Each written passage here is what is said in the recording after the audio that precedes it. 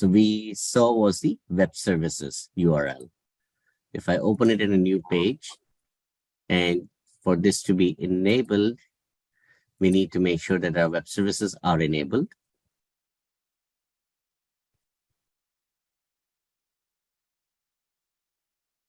So if we go to advanced and our web services, if we have this enabled, we can pull the reports in these formats as well,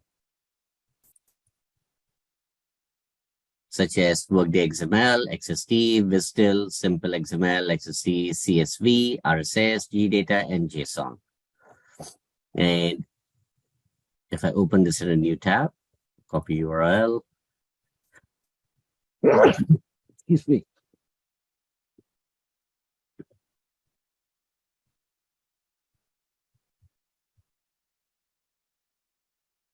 It'll ask for the authentication. And for that, we did share it with SailPoint as an integration user.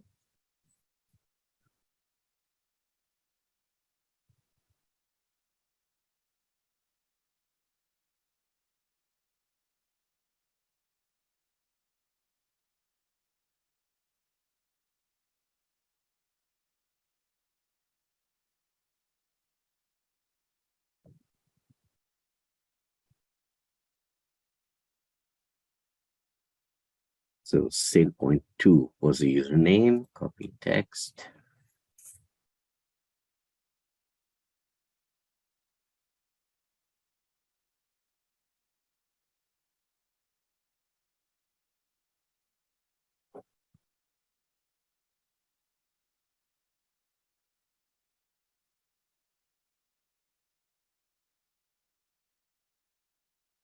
So I think the password has reset for this account. It's not working anymore. But basically based on that, we could open up the file or connect with this report. And here's our report.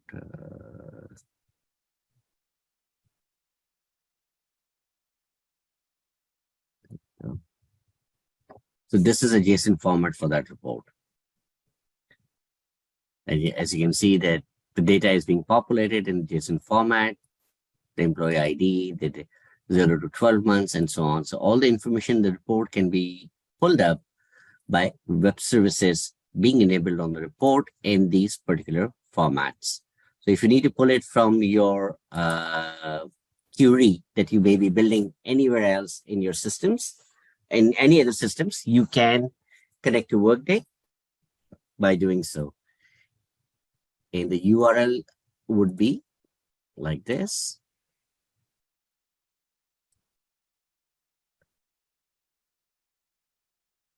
Copy URL.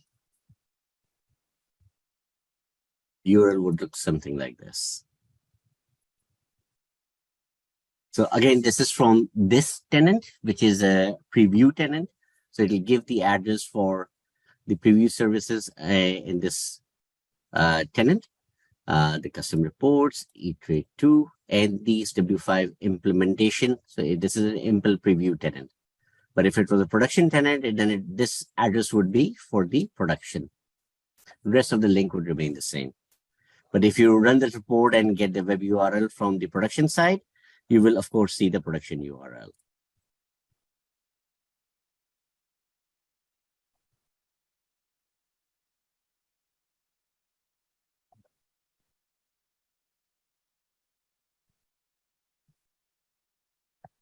So far, what we have seen is we have seen the inbound from EIB. We can also pull the data from REST as an inbound integration using the web services for the particular functional area like employees, payroll, talent, and budget. We can ingress the data into Workday.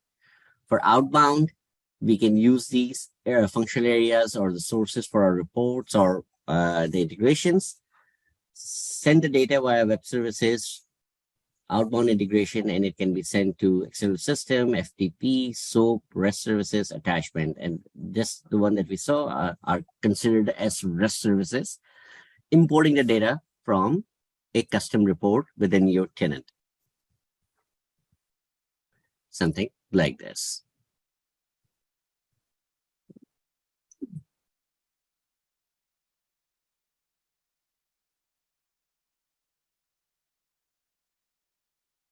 So for the Workday integration architecture, Workday works as a platform as a service and allows integration to deploy to and run into the Workday cloud without on-premises middleware. So you don't require an additional set of hardware or software or a middleware to connect into Workday. So there are three types of integrations. One is Cloud Connect. The second is custom integration tools to create integration systems such as EIB, DocX, Workday Studio. And if your company has an existing middleware, you can use that as well to send data into Workday or to retrieve data from Workday. And when we talk about Workday's platform,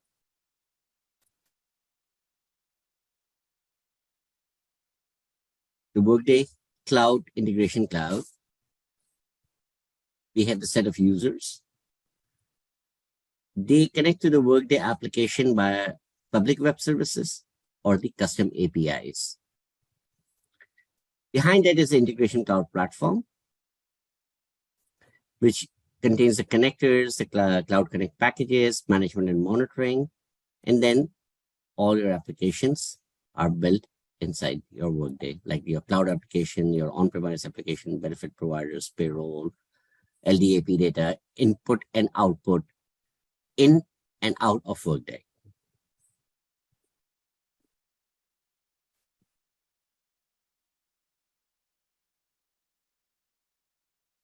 So the Workday integrations work in this way. So you either use a public web services within the Workday system, you can use custom report, and you can use core connectors. So we have already looked at the custom report. We'll look at core connectors next.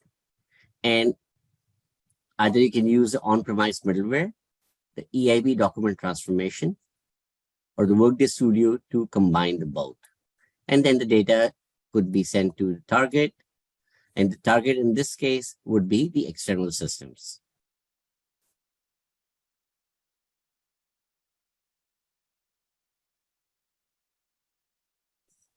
So the core connectors.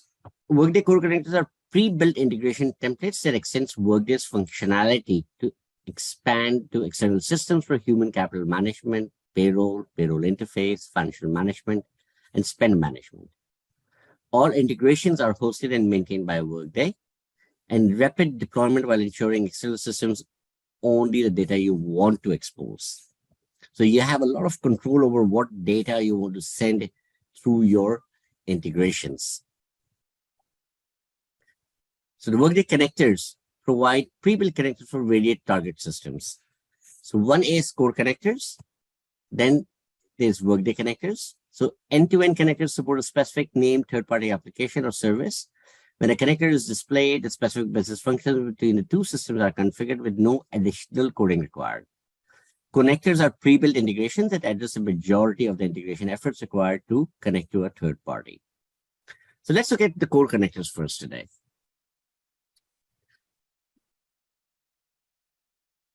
So if I look at the available templates, so what I can do is I can say view integration.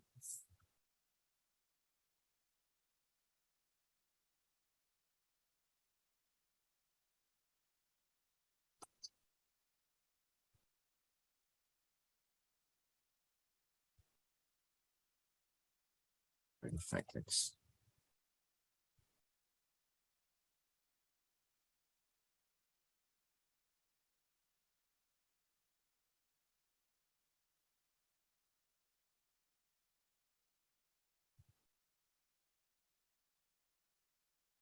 all integration systems.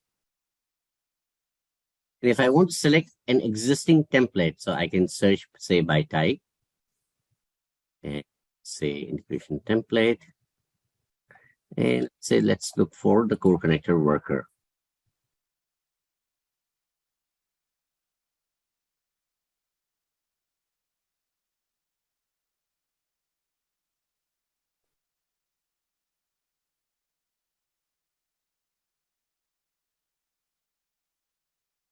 So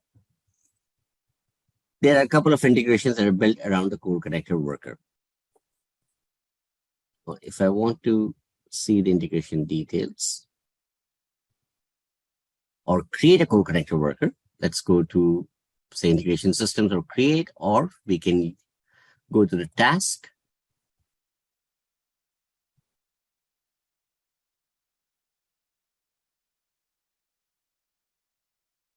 Create integration system.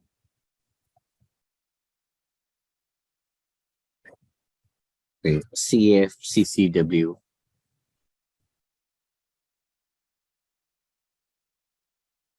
test.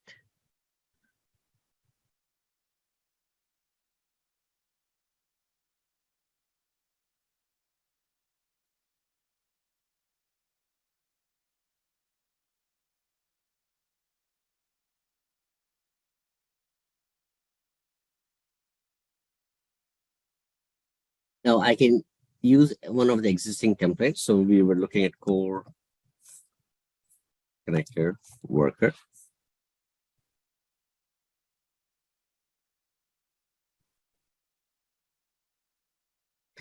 And what this integration will do when I use a template, it'll include all the services that I could potentially use for my integration that may be required. So core connector worker ESP service, which is the backend service, the data initialization service. This could be used to optimize your integrations. This came out fairly recently, and it has a few advantages over using it and not using it. We'll go into those details. So data initialization log, performance log, some of them are available, enabled by default, and some of them are optional. Effective stack, core connector launch parameters, integration map workers, worker integration configuration, and all these are predefined and enabled. Integration map, defined eligibility, integration maps, directory services. This is used for Active Directory integration or similar applications. Transaction log services, like do you want to include the worker transaction logs, like the worker changes, job changes, and any kind of changes that a worker may have. And if you want to include that log in your integrations, you can do that. And if you enable this feature, sequence generator, if you need it, you can enable it. If you want to have the CSV option to be utilized within your integration for delivery, you can select that. Document retention, if you want to keep your document retained within Workday beyond a specific time, you can enable this service. Do you want to include worker profile photos? Now comes all the sections for the worker, like photos, personal data section, status data, position data, contract data, leave of absence data, worker compensation data, identification data, related persons data, qualifications, and transaction log for worker for these sections. So for example, if I need, say, status data, I want to have the integration option, document retention.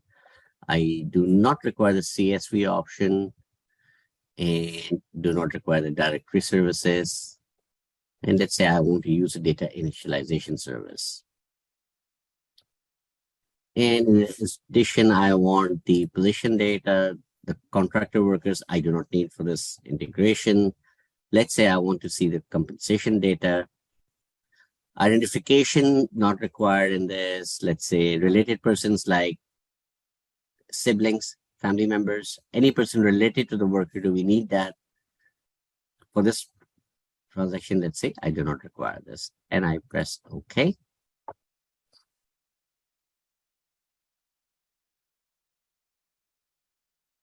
And now we have created basically the integration template using the core connector worker, which includes all these integration services. Now, every integration would have a couple of integration attributes, integration maps, and security details for that integration.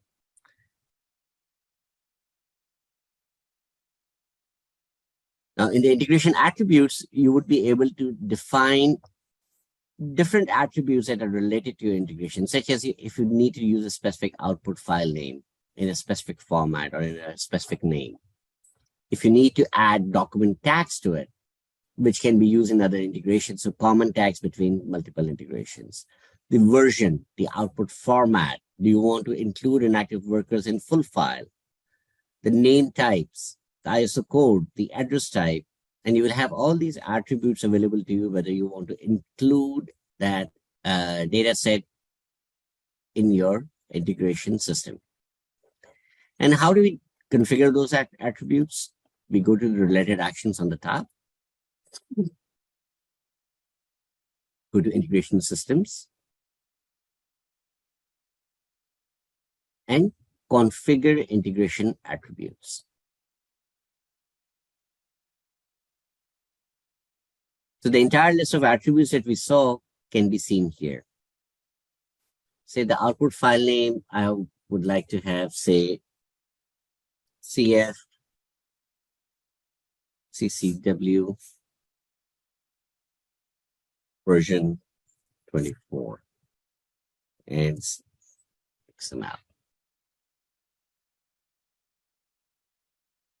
If I want to restrict this output file name into a specified type of tenant, like do I want to only be available in production or in sandbox or in sales or implementation, so you can do the restriction of the type of tenant where this particular attribute will be enabled for. If you leave it blank, it will be available for all your tenant types. Especially when you are testing your integrations, it is recommended that you use your sandbox or implementation, whichever type of platform you're using, to restrict it to that so it doesn't go into production in the get-go.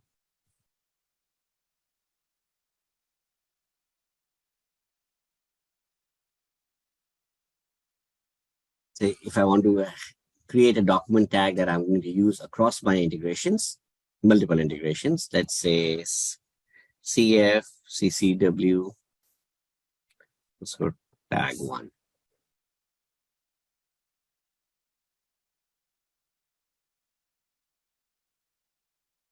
And again, I can restrict it to environment as well. Version is required for launch. If we want to define a specific version of the integration template, we can select it. It is generally recommended, unless or otherwise specified, to use an earlier version. We should use the latest version available.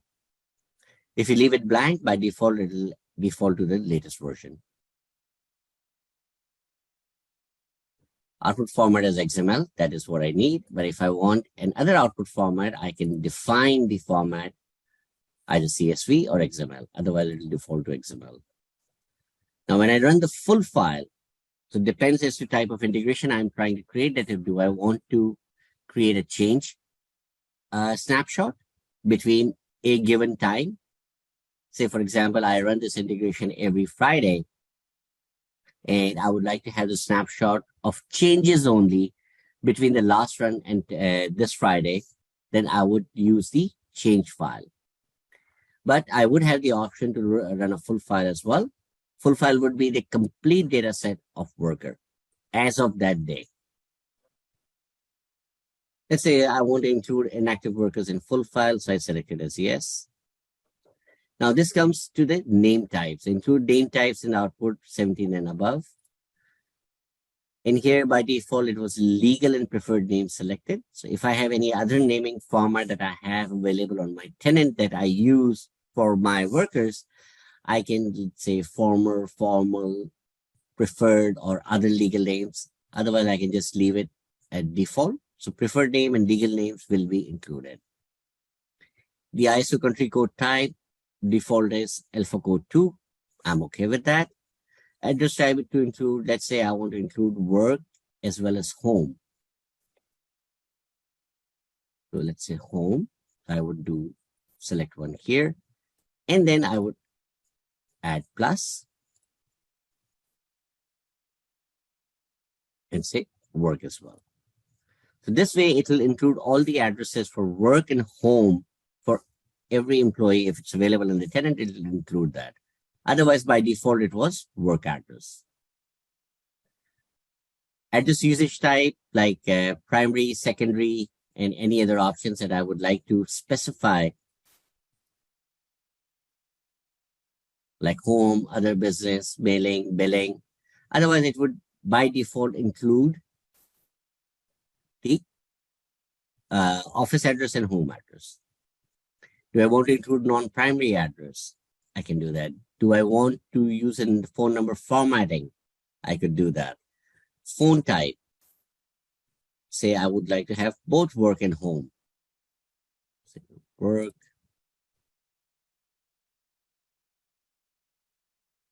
and home.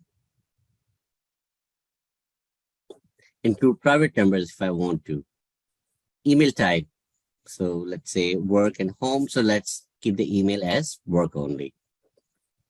Include private email addresses, non-primary addresses, prior values. So when you are logging or checking the changes, so if any value has changed for the worker, for example, the worker address has changed, or worker's position has changed, or his job profile has changed, or there's any changes that was done on the worker. So do you want to include the prior values in those fields? So for now, let's not enable this, but in the next round, we can enable it and see how it feels like. So you can include the prior values, the one value prior that is current. Job classification group, organization types for organization. So if I want to specify that I would like to include, say, the organization types such as cost center hierarchy, cost center,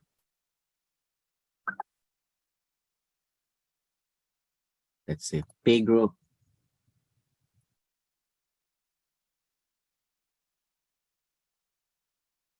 say supervisory,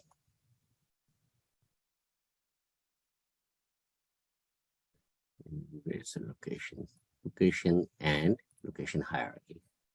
So these are all the type of organization types I would like to include in my integration. Then I have the option for ID types as to which type of IDs I would like to include. Like, do I want the custom IDs to be included? I would like to have national ID and let's say the government ID. Passport, visa, and license, say I don't need it. So it will not include it.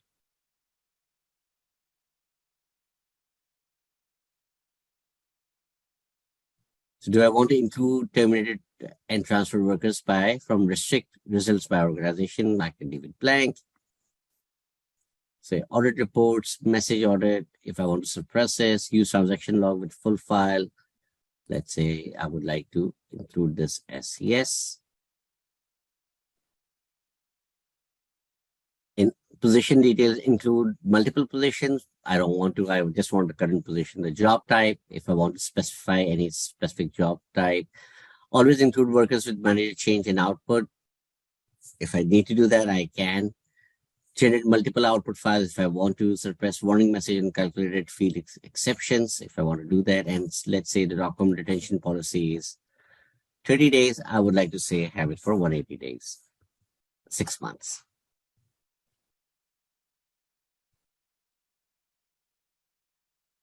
And we'll press OK.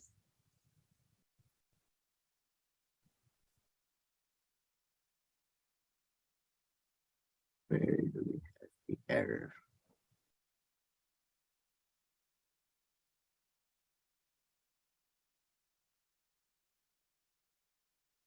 Oh, I think we have to do it one for each individual.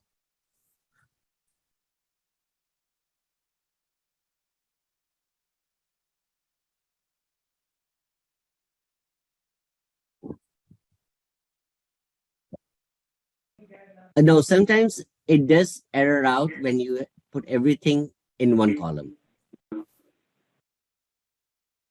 Say, for example, if I take the national and custom away from here, and that's right, press OK, then at least one of the errors should go away. So it is not accepting that. Okay. National government.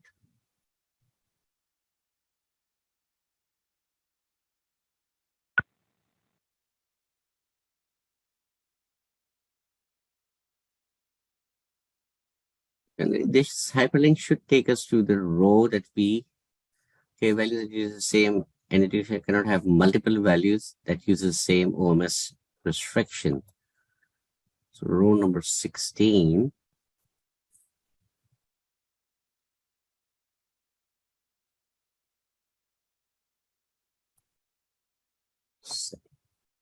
Just type by impel, no? Let's see, just type on environment implementation. Yeah. Just one, yeah. But this error should not come generally. It should not ask the implementation tenant to be mandatory, as mandatory. Okay, let's see, where do we, let's start from the beginning. Let's press OK. And this hyperlink should take me directly to that attribute, but it's not. So 16. Just click on the next one. Let's see. Click on the next one. Row number 25. Yeah, so let's look at this number 16 first. So 1, 2, 3, 4, 5, 6. Oh, there we go. So here, then it should work in home. And let's see, remove this. Okay, so that takes care of 1. And row number 24.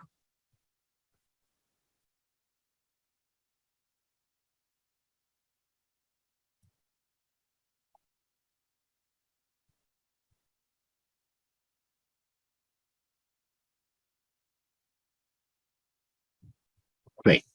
So we have our attribute set up. Now let's look at the integration maps. And what does mapping do? So in integrations, you have some values that are stored in your Workday metadata and your tenanted data, such as what is the name type, like gender, marital status, and so on.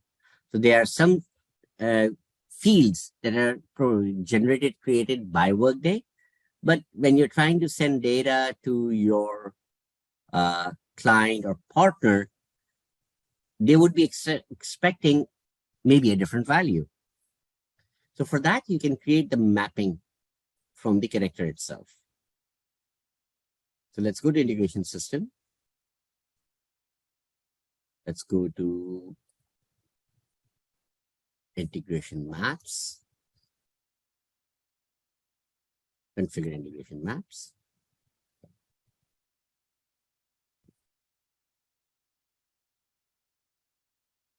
And let's say this is a simple one. So let's say, let's look at the gender.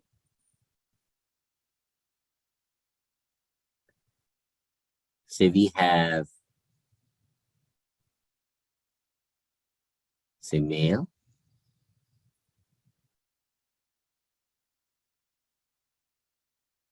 Okay.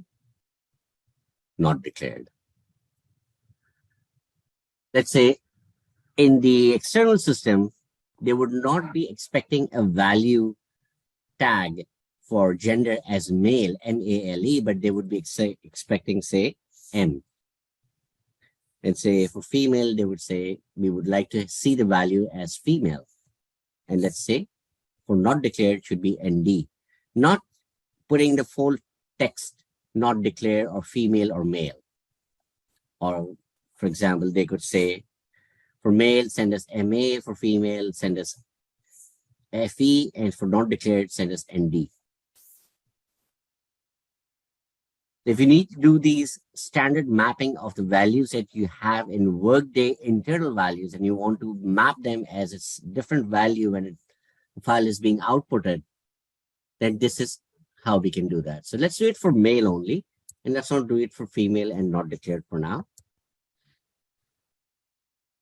And we can see in the output file as to how it looks like.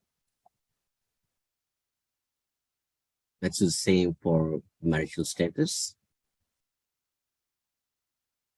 Say United States.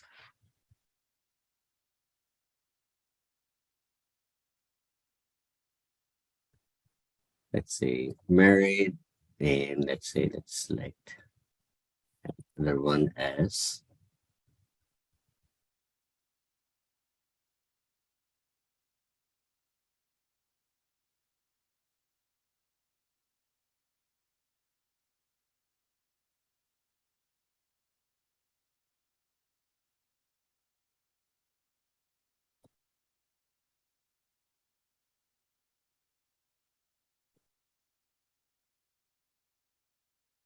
say singles, say S-USA.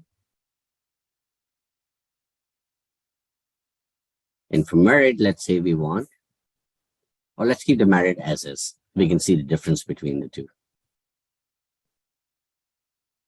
And then we have option for religion, disability, ethnicity, citizenship status, military service status, Hoku region, Hoku type, government ID, national ID type, visa ID type, and so on. So you have all the worker tabs on the top for integration attributes, for integration maps. So you have a section for worker, then you have a section for foundation, where you can put all the organization type, business site region, and then the job related mapping. Like hire reason, termination reason, worker type, position time type, period type, job classification, and all the related objects that are available in your job profile. Similarly for talent, if you need to set up the mapping, you can do those. So let's say, press OK here.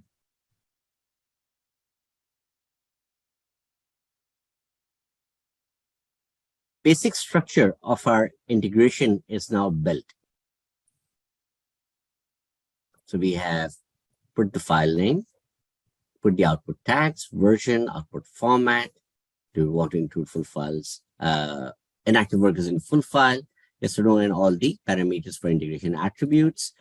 We've set up a couple of integration maps. And with this basic setup, we are actually ready to launch our integration. One more thing we need to do is we need to add an integration system user to our integration system. So let's go back to our report and use the same integration user that we had used before. Which was SailPoint. So SailPoint 1, 2.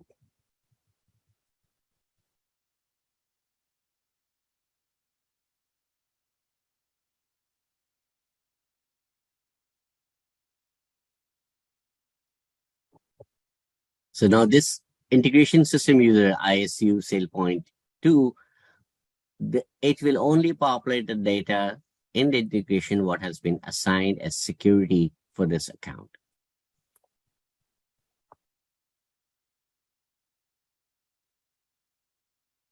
So let's say integration launch.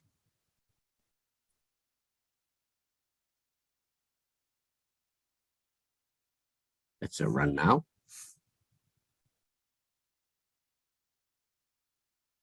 And currently we are, let's get a full file first. And effective day 2023-03-13, last successful as of entry. So these are not required when we are running the full file. So we can take the effective date and also entry moment. And if I want to keep or search it by specific users, I can add the users here as well. And if I am, let's say, working or I want this integration to search only for a couple of users, I can do that. Otherwise, I can let it run blank and it'll capture all the information of all the users. So currently, as we have selected in our integration map, an attribute that include terminated users in full file, and we have selected the full file, so we should expect to see all the terminated users as well.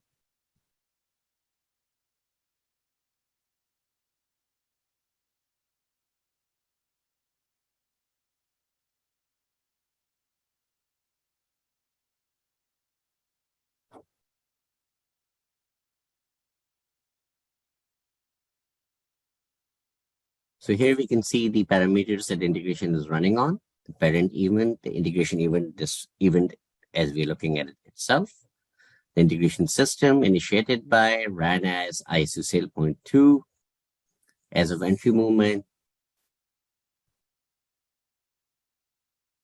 I refresh this. And it says it's completed. Output, it has 68 files, 69 messages, and the child processes are at rand.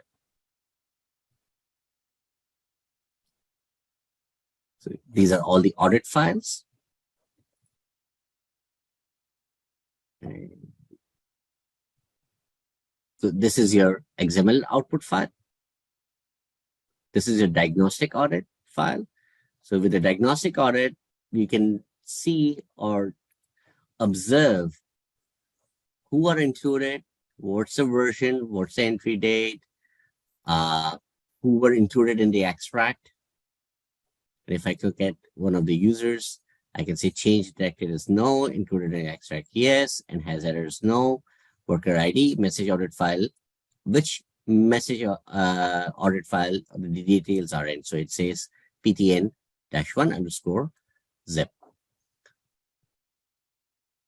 So it should be ptn_1 and one of the files of 1. Then the XML document for worker XST and the XML file that we initiated, which has a document tag 1 available as well. And this is the deliverable file. So let's have a look at this file.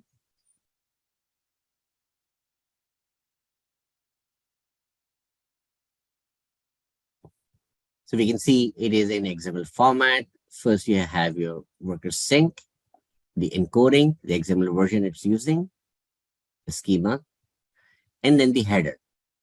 So the header will have all the information for the version, current entry time, file type, whether it's full file, it's true or false, retention policy, and how many workers were included in the count. Then you would see the worker details, 21555, NAMB, true, and then the worker object is closed from here till here. Then we have the second worker, then the third worker. But as we can see that no other information is included in the file. It's only the employee ID, the name, and the eligibility. So let's go back to our integration system.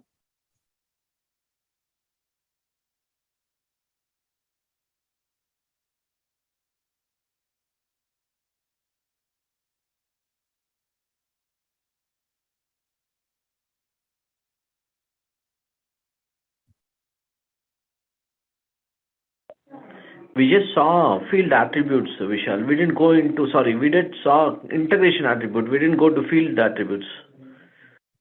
Correct. So now I'm going to go to the field attributes to enable what we want to include in each of the area of the system. For example, when we connect core connector worker, we can see all the sections for DIS, which is data initialization service, which if you use this service, we'll go into the detail for DIS in a later session, but you'll have worker status data section, position data, and compensation data, and everything included in the DIS as well. So you might see that there might be some duplications here and in DIS. So I would suggest that you use one of the two. If you're using DIS, and use the DIS data. Let's say here, as you can see in the output file, where is our output? So we see here that the employee name, the employee ID, and the eligibility, all these three are tick marked. And this is the data we see in the field attributes. Let's say I want to enable all the information here. So I can go ahead and select here. Then profile photo, let's say I don't need this. Personal data section. I want legal name and preferred name. They are selected.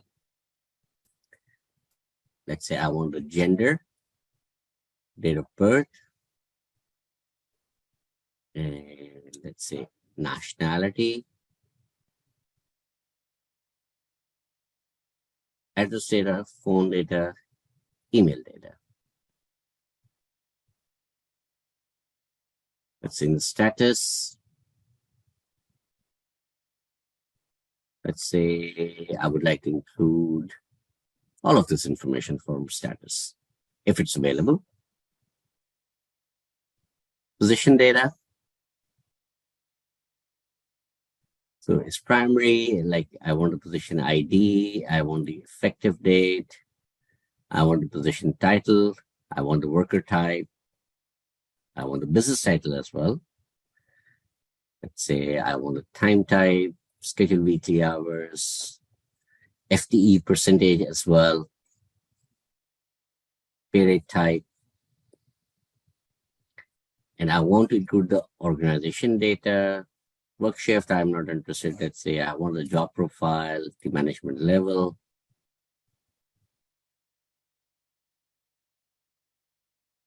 the job family as well.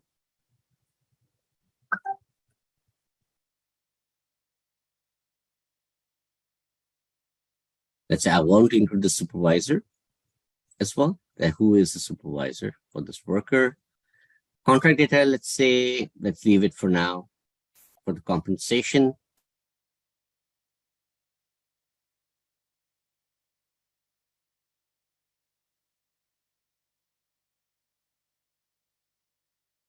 say effective date, compensation change reason.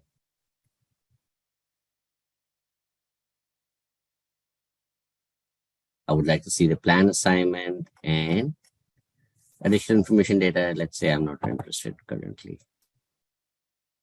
And in the allowance plans, I want the plan name, I want the amount, I want the start date and end date. Press OK.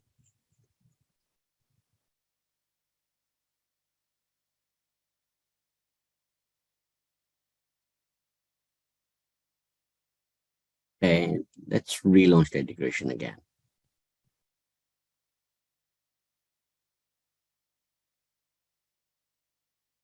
So I can go to the integration event and let's say relaunch it from here. Or I can do a fresh launch of the integration as well.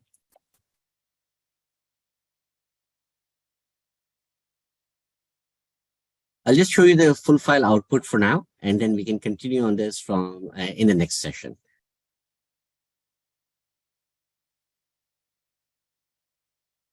So here we can see that it is processing the DIS, data initialization service.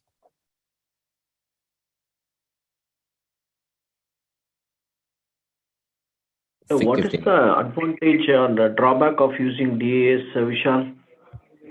We'll discuss that in the next session, but this is a new feature by Workday, data initialization service, which organizes the data in a much smoother format. So all the core connectors, when you're using them, so Workday does recommend that you start using the data initialization service. So you get more in-depth data than without the DIS. But disadvantage of DIS is when you have a large population, it takes more time to process using the DIS. But we'll go into the details or what are the advantages of DIS in the next session. Okay, Vishal. But again, so far it's optional. It's not mandatory to use DIS for now. So let's go to our output. Again, similar format. I'm just going to sort it by the type so we can see the XML file.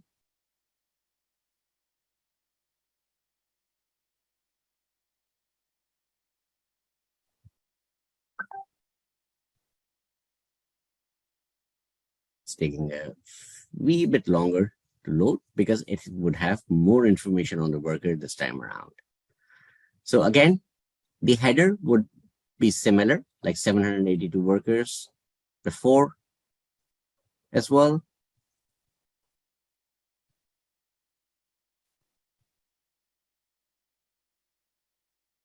So we had 782 workers, but our worker tag was quite small. So we had the employee ID, the name, and the summary. Right? But this time around, because we enabled the field attributes, you can see the worker tab starting from here, going all the way to here.